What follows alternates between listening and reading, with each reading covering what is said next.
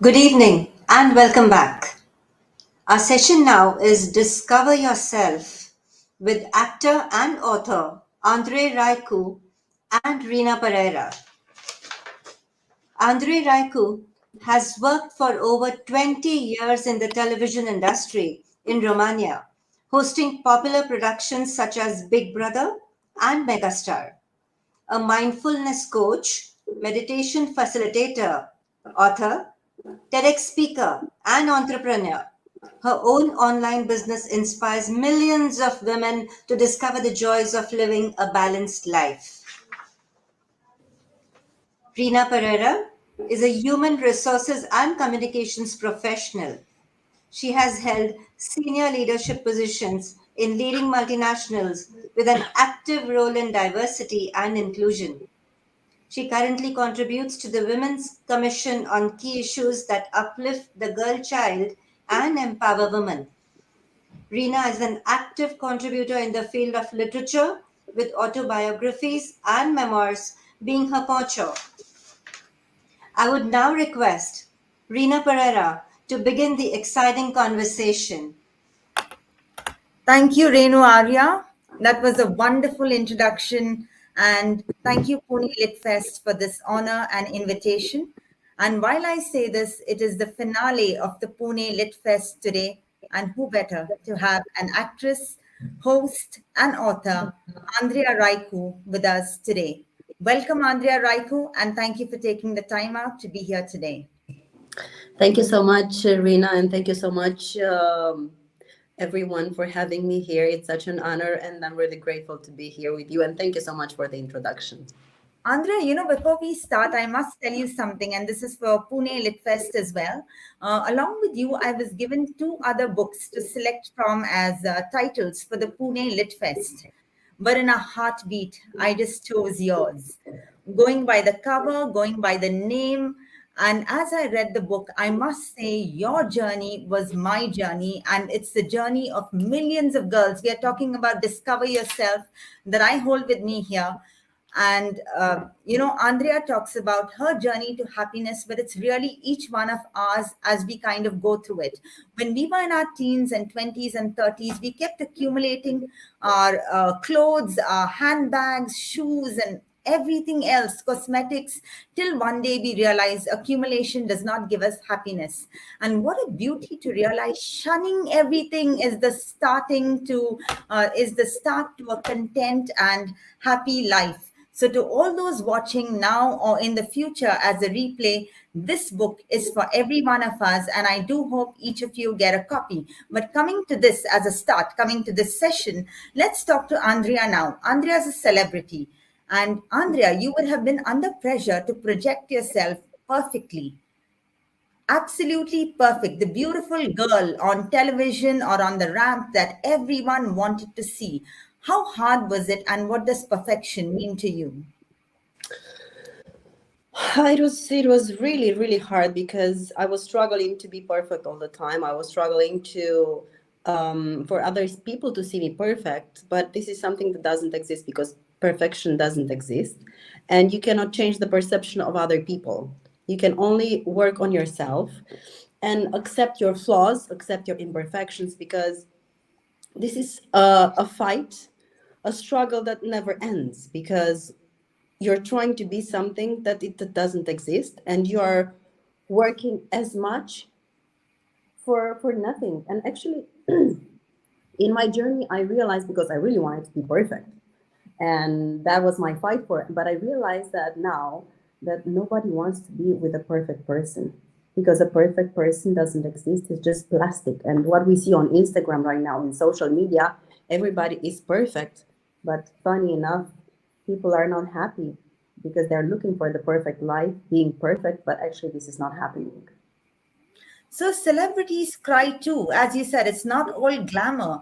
You project a manufactured image in front of the world. We all wear masks in public, but when we get home, we remove them like chip makeup, and we don't like what we see anymore. How does that feel?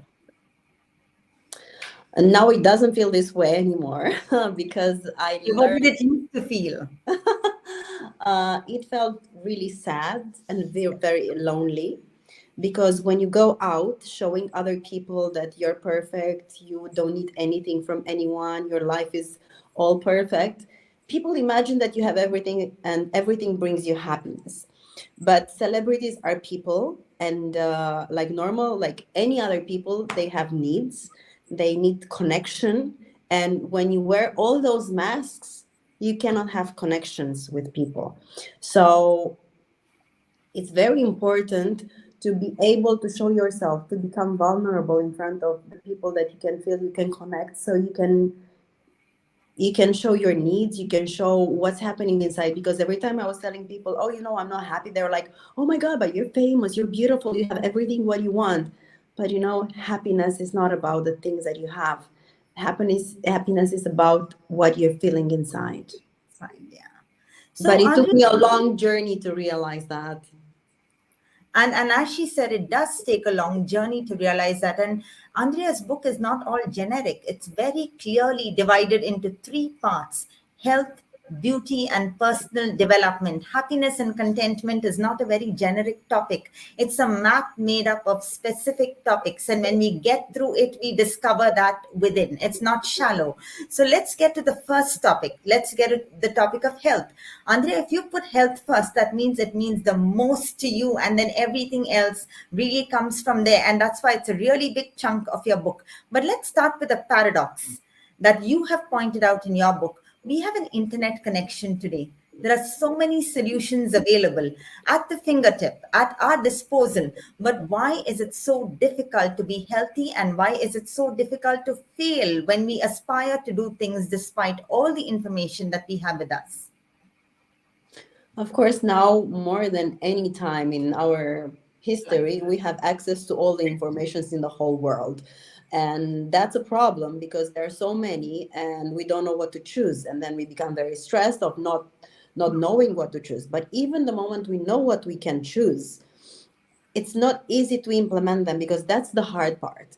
Okay, I know what I need. I realize what I need, and I make a list with the things that would make me feel good. um, but being aware every single moment of your actions, being mindful, choosing what's right for you is not always very easy. I know I have to sleep 8 hours. I know I have to drink 2 liters of water. I know I have to go in the nature. I know I have to do sports, but I don't do why. You know why? Because we have all those distractions that are making us feel like we're missing out, and we have to be there. We have to attend to that thing. We have to have that thing. So we're always with our attention outwards, not inwards, where we realize what we really need to be balanced and to be focused on our needs. So And normally, Andrea, happens with adults. And you point that in your book. Children do not have that problem because they know how to externalize their feelings.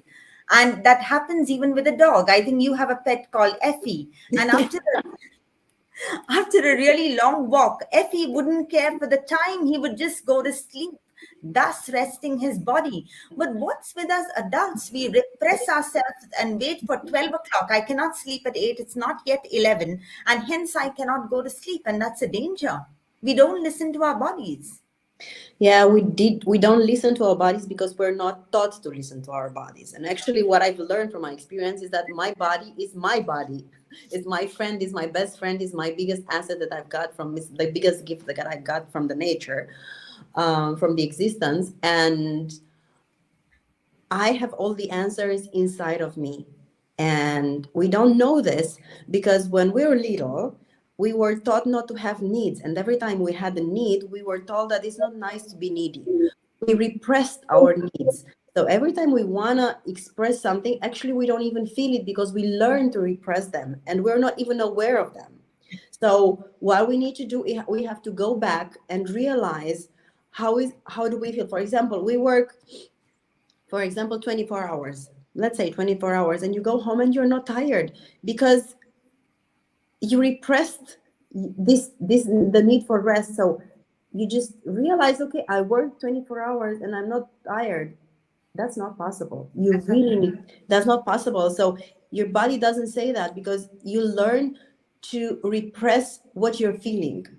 So you need to check in with the situation. For example, sometimes people who are not allowed to express their sadness or their pain, their suffering. So something, you have a loss, you lose somebody, and loss always comes with sadness, and you don't feel sad, and you're like, no, I'm not sad. But you check in with the situation, and you realize that when you lose something, you're sad, but you're not feeling sad. It means you're repressing a feeling, an emotion. So that's very important, to go back to see what are we repressing, because if we do not express our needs and our feelings, we're going to become very frustrated, and we get anxiety, and then that's the roadway to depression. Everything. Yes, and you go step by step. When we're talking health and body, you talk about water, you talk about food.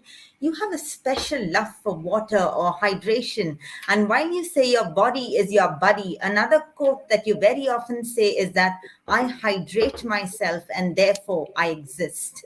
So tell us about the special love of yours. Okay, so both of us, cheers. I always have water everywhere, like, and I have this expression when my colleagues from work are saying, like, I'm hungry, and I'm saying, like, okay, go and drink some water. Or I'm tired, I feel like I have a headache, go and get some water.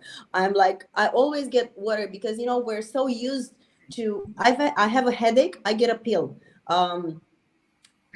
Every time you have a problem, you're not thinking about the cause, you're thinking about the effect. So most of the time, when you're feeling when you have low energy, or when you have a headache, or when you have, like, your body doesn't feel really well, or your skin doesn't feel really nice, drink lots of water.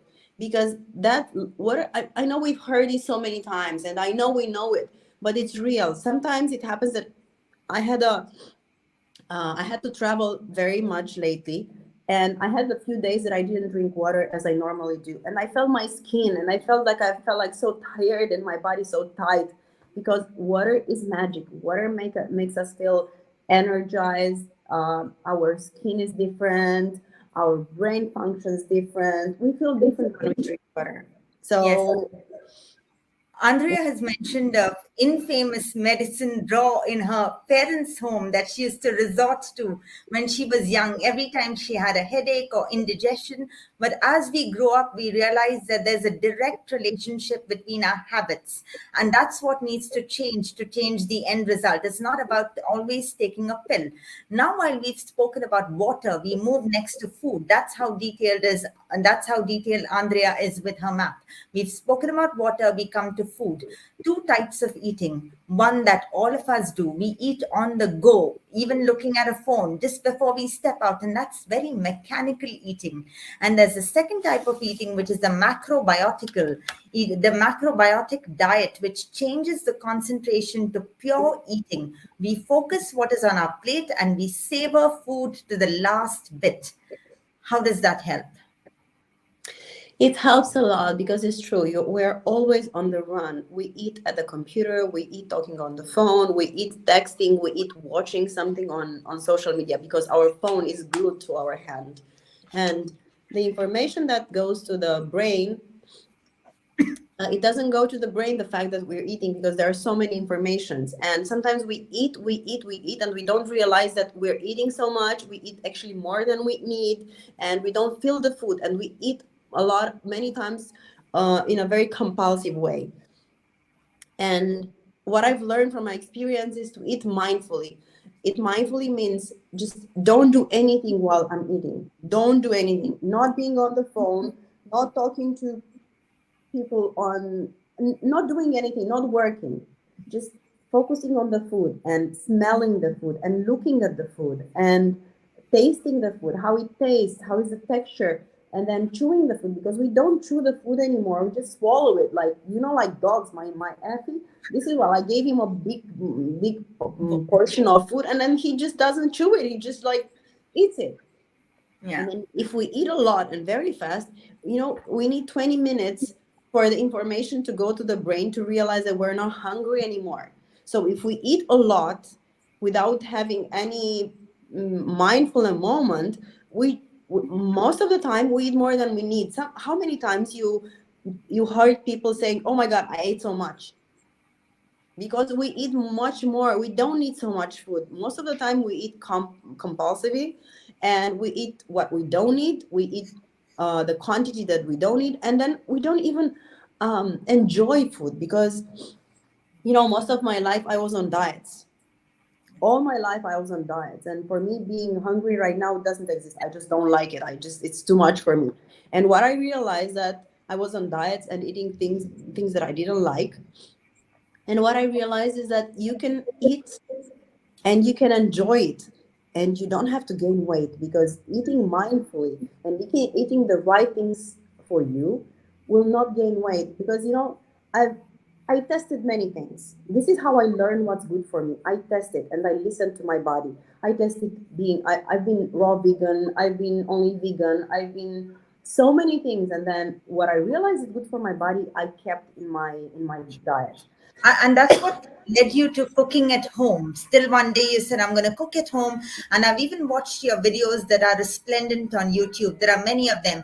But the newspapers or the media made no, it even led to amusing headlines saying, Andreea Raicu takes up cooking. Is she about to get hitched? So while that was never the reason, how does cooking at home help you? Cooking at home, it's very important. Just first, because you eat very clean. You know exactly what you're putting in your plate. You know the ingredients. You know how many pesticides. If they're bio. Second, in the restaurant, there is a lot of oil. There is a lot of sugar. There is a lot of salt. And eating at home helps you become very, very healthy, because eating inside is like reduce the risk of illness, heart disease, cancer, diabetes, because you know exactly what you need, and this is what you're eating. You can control your diet, and you have a lot of energy, and also it's self-love, because you put a lot of good energy in your food. So It's also planning, it's structuring your thoughts. And yeah. exactly. And the moment you cook for yourself and other people, it's the connection, it's the homey energy. True. So yeah, let's talk about a very famous stint of yours, and that was your tenure as a host presenting a successful show called Big Brother. This extract is from your book, where you worked really long hours. It was a daily show. You were on air early evening. You slept late at night, and calls woke you up even early in the morning, and you just pretended to not have been woken up by it. You never admitted that this really disturbed you, and the exhaustion eventually crept up, and your body sent signals that it was overtired. What are the long term dangers of exhaustion? So first of all, I was raised to be always productive and always on the spot and always ready and always prepared. So I was finishing the show at 2 o'clock, at 1 o'clock in the night, and I couldn't sleep, because it's all the energy and the adrenaline from the live show. So I was going home, going to bed, and going to bed probably at 3 o'clock in the morning. And if my alarm clock, if the clock was, the phone was ringing at 8 o'clock in the morning, I would say hello, like I just woke up, because I was so afraid that people would perceive me as a lazy person, because I really wanted to prove anyone that I'm capable of doing anything and being awake, of course, at 8 o'clock in the morning. Who sleeps at 8 o'clock in the morning? Nobody sleeps at 8 o'clock in the morning. So, of course, it took me to a burnout, to exhaustion, and that was really, really bad. And um, I had two more burnouts during time, because we're talking something that was like, I think, 15 years ago. Big Brother was 15 years ago. And since then I had two more burnouts.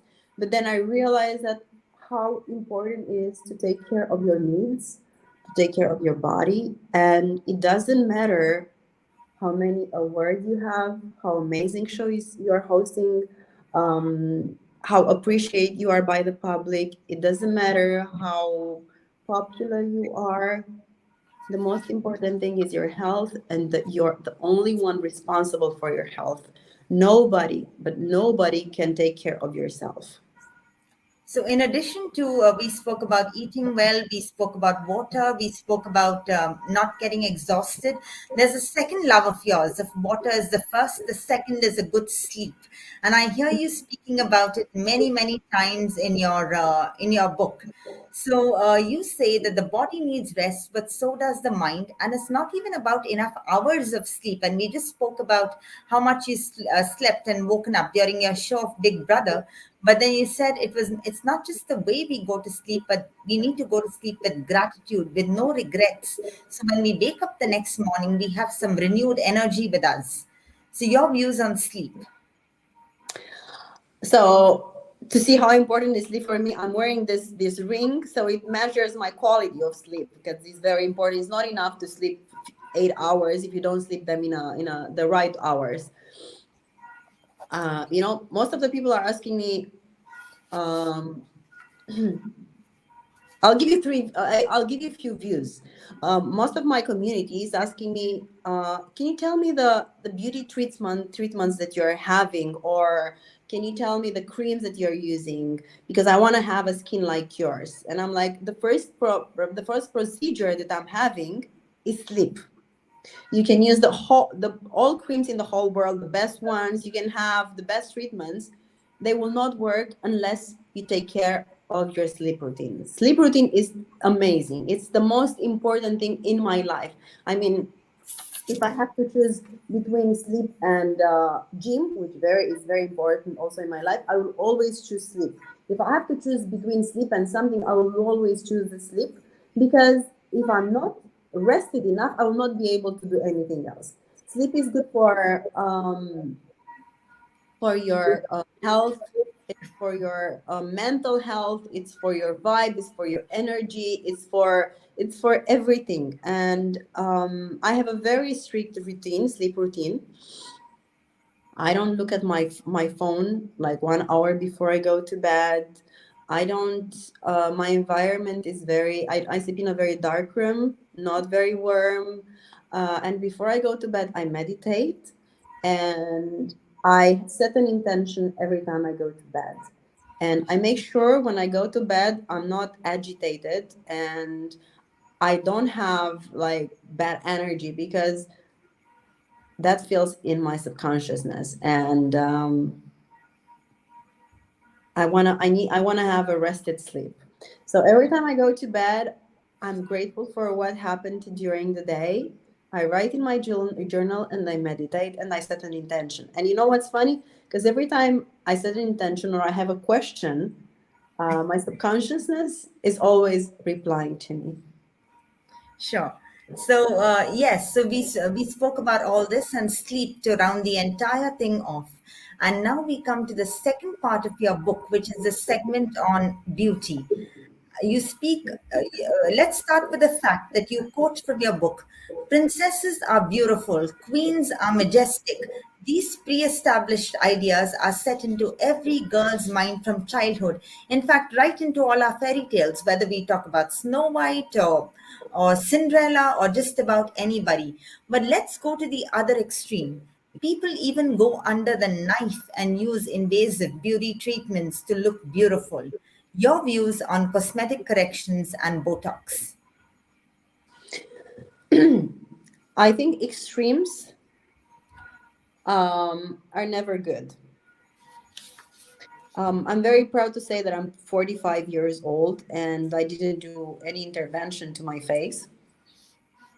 I did when I was 30 because I didn't like the way I looked and I wanted to change, And, because I and that I wanted. understand, Andrea. I understand from your book that was a very minor treatment.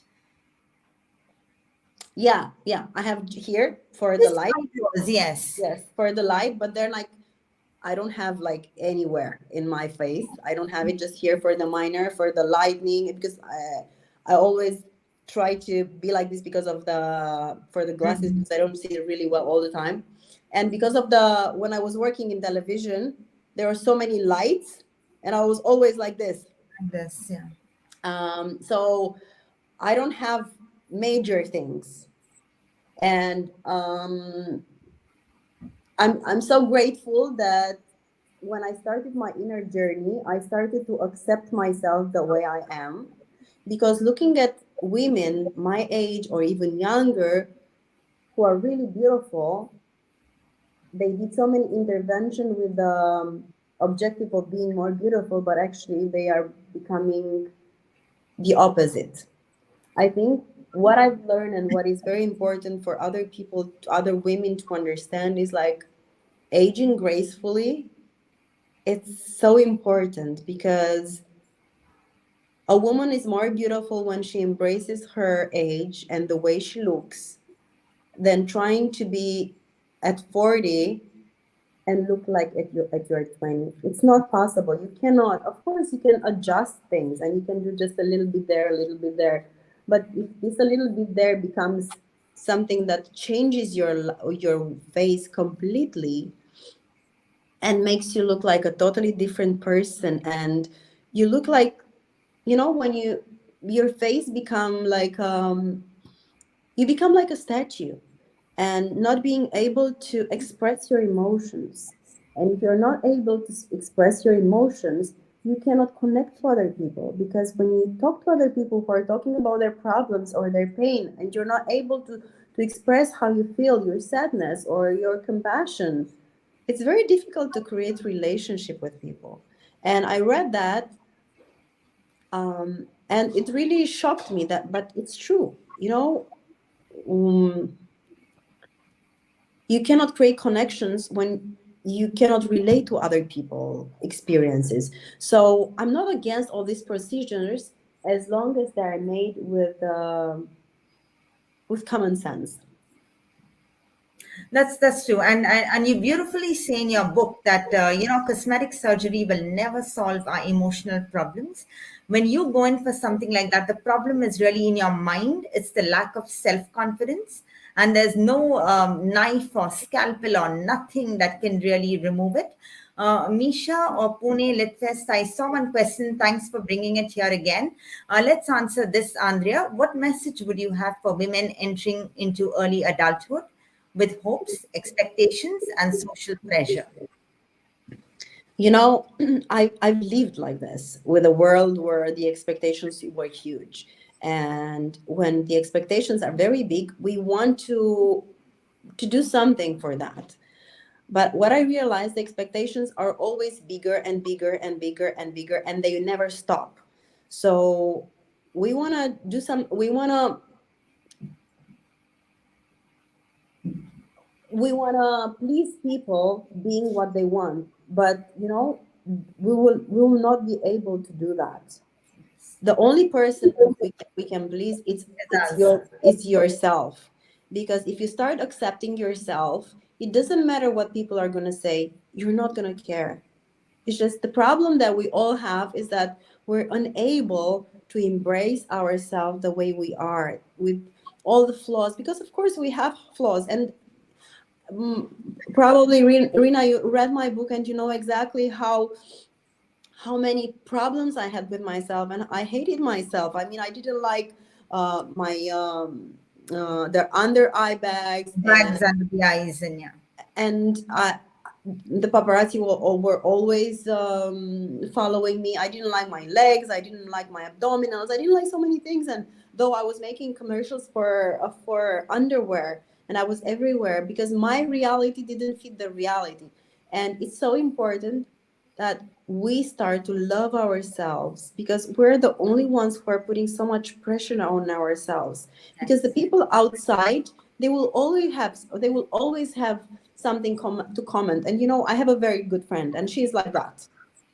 And when she was seeing me so sad that people are saying things about me, and I was upset because of that, because like I'm not, I don't know, whatever enough. She said, "You want everybody to like you?" And I said, "Yes." And she said, "But this is not healthy. And there is only one thing that everybody likes." And I said, "What's that?" "Toilet paper. Would you like to be like toilet paper?" I said, "No." That's true. You cannot make everybody like you. But for the only person, the first person, that's the most important person that has to like you, it's you. The And person you see in the mirror. So yeah. exactly, the one looking at you from the when you look in the mirror. And if that happens, then all these expectations you'll not care about, because the problem is that the expectation we have from ourselves, that these are the biggest. Sure. And let's get to a very big part that many of us would be delighted to read about. Andrea went through her transformational experience in India that really changed her from where she was to where she is right now. So, to start that topic on, she says, when she was the victim of a vicious circle that the entire showbiz industry had created, she needed to break free from the chains of her so called perfect life. She needed a liberation, and she departed alone and all out of her comfort zone to India. The journey to her soul began, which helped her to achieve balance. This is India, Pune Literature Festival. Your experience with India, Andrea. So first of all, I have to say I love India. I always loved India, and I always wanted to go to India. And I don't know, it didn't match. And then one day I said, I just took a ticket and I went to India. Everybody was asking me like, "Where are you going? Who are you going with?" I said, "I just feel like going there." And the moment I landed in India, I remember I landed in Mumbai. I felt like, in this depression, I felt like I got a shot of happiness. The energy that I felt when I got there was like, oh my God, it's unbelievable. So I I did many years of psychotherapy, psychoanalysis, and so many kinds of work for myself. But I felt like I needed something more. I needed something to help me in my inner journey. And the work that I've done in India, and the meditation and mindfulness and everything that I've learned there helped me to get closer to who I am today, to the person I am, to myself, and to face my fears, face my shadow, face the places that I never wanted to go inside of myself.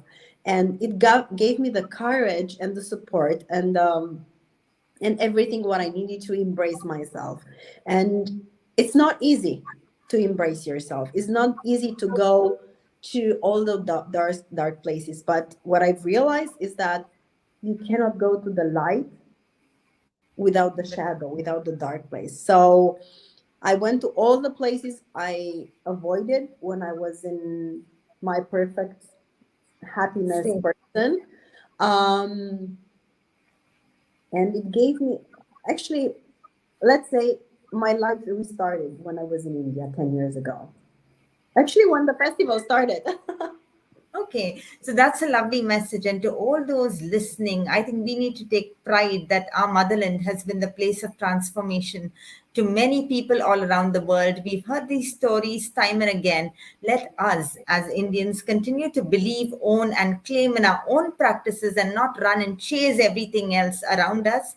These practices have stood the test of time, and it's in our land and it's in our soil if we choose to claim and own it. So now we come to your trip post India and we move to the third part of your book, Andrea, which is personal development, where you clearly talk about mindfulness, meditation, and gratitude. So while we talk about mindfulness at this moment, let's start with the opposite, which is not mindlessness, but the state of rush that doesn't really help. And you speak about a time that when you were working in television, you came back from home and you had to go to the next function, but you had to change your makeup and put blusher and mascara and foundation. And in your own words, you did it in Formula One speed and made a total horrid mess of it. And you had no other option but to remove it and start all over again, but this time more carefully. But that careful did not mean slow, it meant doing things at the right pace, which is what mindfully is. So, your thoughts on that? It's so funny because I remember the moment I was living in my mom's house at that time, and I came and I had to go to an event, and I didn't know anything about mindfulness. I didn't know anything about meditation. It was like a long time ago, and I did everything, and everything was a mess up, and I was like, oh my God, I'm such in such a big hurry, and everything is ruined, so I don't have the time. And then I realized I have to remove everything and start all over again, being very mindful that I didn't know at that time, and very, very present. And then, of course, I did my makeup and then I left.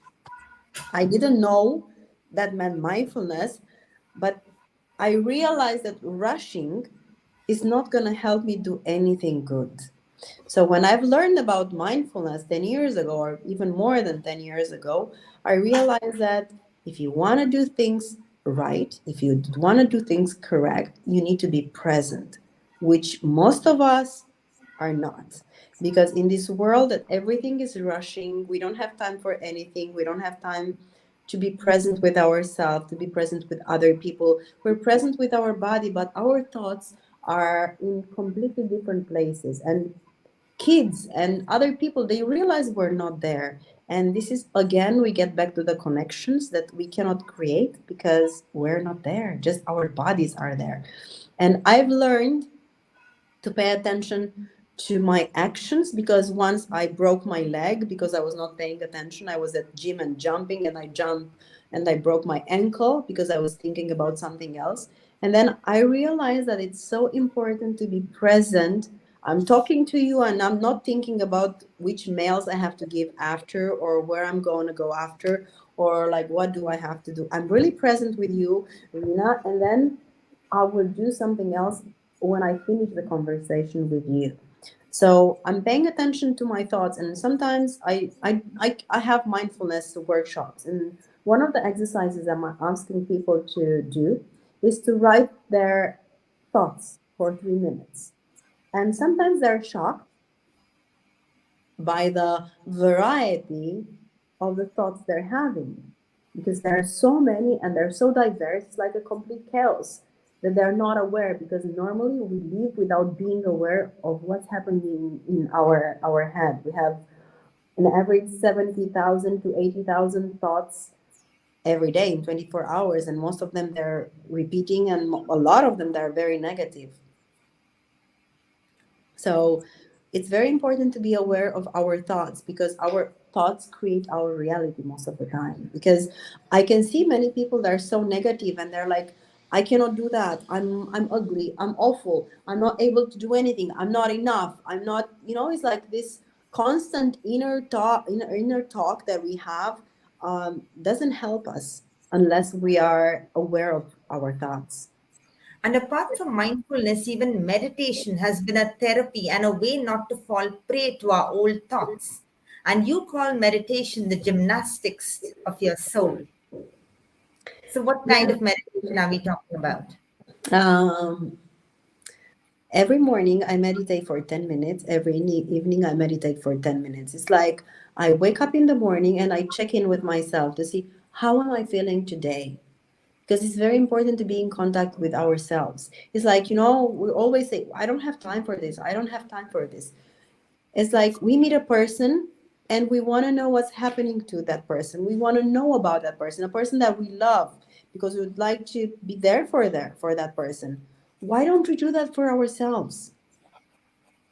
So meditation for me is like it helps me become focused in a world where being concentration is the last thing we're able to do.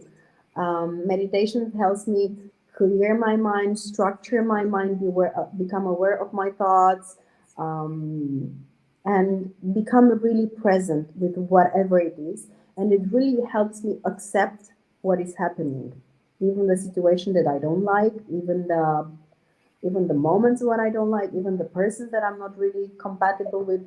It teaches me to accept and not judge things and people. So you have spoken about a very reflective kind of a meditation, which you do in the morning and in the night, but you also do practice active meditation and exercising, because you also believe that if we first want to exercise our mind, we need to relax our bodies. And the way we exercise our body is very important. What do you do in that regard? Sometimes I do active meditation, and if I don't have the time to do active meditation, I dance in my house. I dance in my house in the morning, because I really need to wake up my body. Because sometimes we sit a lot in the chair, we work a lot, and then we have a lot of stiffness, and then being so much in our heads, we're not present in the body. And the body is one of the most precious gifts that we had, that we gave, we received, that I was saying before. And it really helps us to become present. So when we're paying attention to what's happening in the body, we become present, because most of the time we're not present. We are in our heads, in our thoughts. So sometimes I shake my hands, I shake my body, I do whatever my body feels needs in order to become present and active. Sure. Let's talk about a campaign that you were involved in, and that also connects to our health. You were involved in the Plastic Free July campaign, which is an international movement. And in 2016 alone, it attracted 1 million people from 130 different countries. You talk about how toxic plastic is to our lives. Any message to the audience watching? First of all, I think everybody needs to be aware of the influence of the plastic because, first of all, it affects our endocrine system, which affects our infertility, obesity, breast cancer, diabetes, and then affects the environment, the ocean life, and because there are so many toxins. So first of all, to be very much aware of this and the plastic consumption, and to do it in a very mindful way. Do we really need all those things that we're using from plastic bags, from plastic cans, or from everything that we're using every day? And the Even water loses its purity when it's in a plastic container, is what you say. exactly, The exactly, exactly. alkalinity is lost. Exactly. So trying to use home a filter, to use glass cans at home, or we if we need boxes. When we go to grocery, to have our own bags. If we want to buy things, just to buy them without being packaged. I mean, just like pay attention to the consumption, and it's not that difficult. It's just it makes you it just you need to be aware of the your consumption habit. Sure, yeah, I did see you talking about the portable reverse osmosis water filtration that keeps the water pure as well. And that happens when we avoid contact with plastic. But as you take us through this journey of health, beauty, and mindfulness, we have spoken about the more important parts of it. We are welcoming questions here, but just a bit of trivia as we go along till we receive more questions. You are blunt on health even with your weaknesses. You say you're a fan of smoothies, candy floss, and you've never come out of a cinema without eating popcorn. So we all have these guilty pleasures, but how do we correct it later? How do we remediate it? What do For we do yeah, later?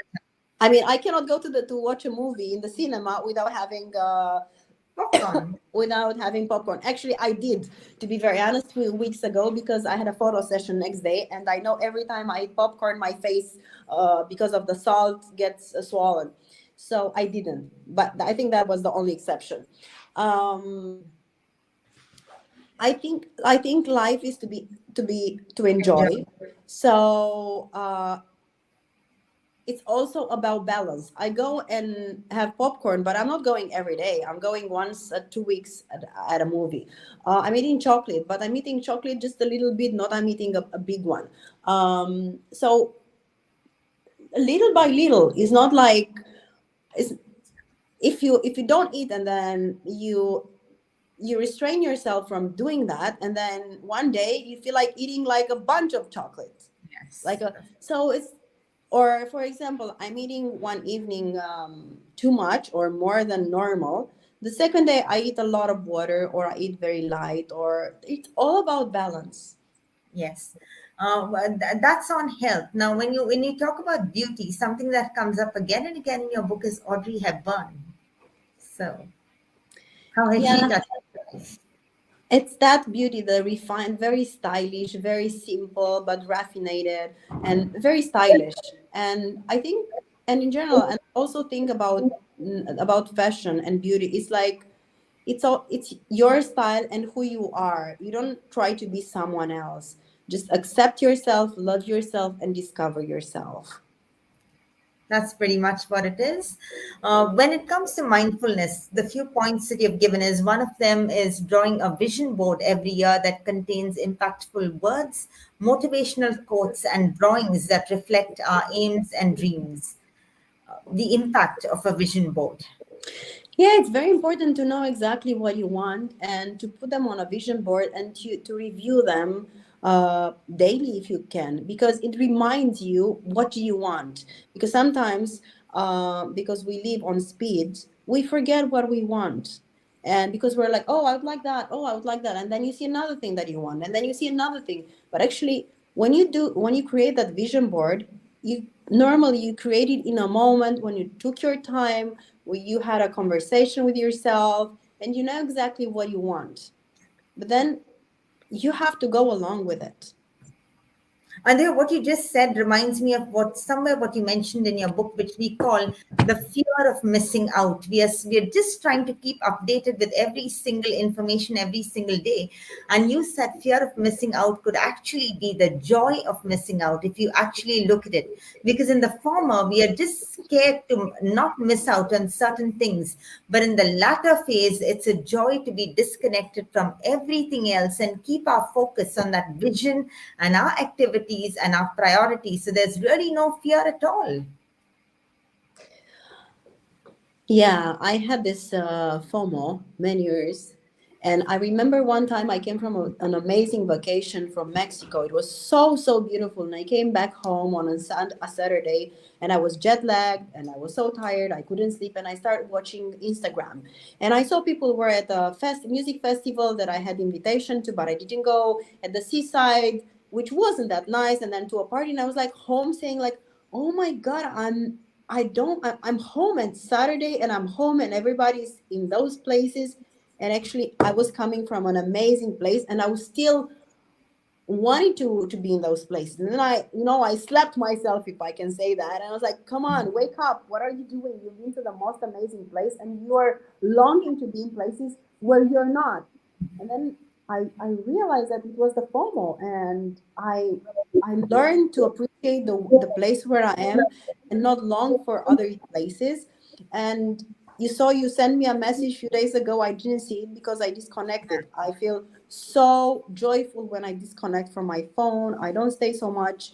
I don't check my I don't post. For example, I post only few things this weekend in on Instagram because we had a public holiday and it was a small vacation and I took some time off. I came to visit my friend in Barcelona, and I said, like I don't want to be on all the time on the phone and posting and watching what other people are doing. Like my life is about me, myself, my friends, and the people that I care and love and I'm with. I don't want to be here and think about what other people are doing or want to be somewhere else. No, I'm really happy that I'm here with the people that I love. Yeah. So you also It's, strongly it's also, it's again about acceptance. It's again about acceptance. Acceptance that it's so important in all aspects in our lives. and you also, along with the vision board and the other things, you also advocate maintaining a diary, which is where we record our unspoken thoughts and feelings. So yeah, so maintaining a diary is one thing, but where do you hide it? Why do I have to hide it? Don't have to hide it. Why do I have to hide it? So I yeah. don't I don't have to hide any diary because why would somebody go in my personal thoughts without asking permissions? I mean, normally nobody does. I mean, the people around me know would never do that. Keeping a journal is very healthy because it helps you. It's like your best friend. Maybe there are people who are not able to.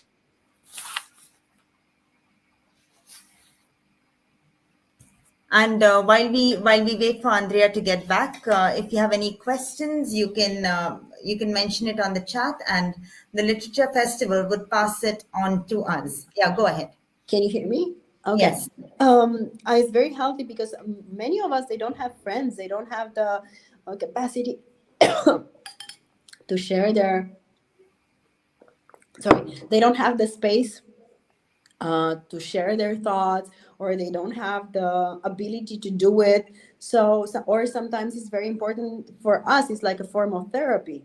So keeping a journal, it's very healthy. It helps me to understand things. I mean, I start from a situation and writing. I answer to my questions because when I take my thoughts out, I can see things differently, more clearly. You also mention a checklist on page number 248 of this book, and I found it particularly useful. It's about reflection, it's about gratitude, it's a few questions which you need to ask yourself. And to those reading the book, you could tweak it to kind of suit you. But this one checklist is really kind of helpful. Uh, Andrea, how has your experience been with Jacko Publishing House in publishing this book? This is a tribute to them. Oh my God, I'm so grateful for them because it's my first book published internationally.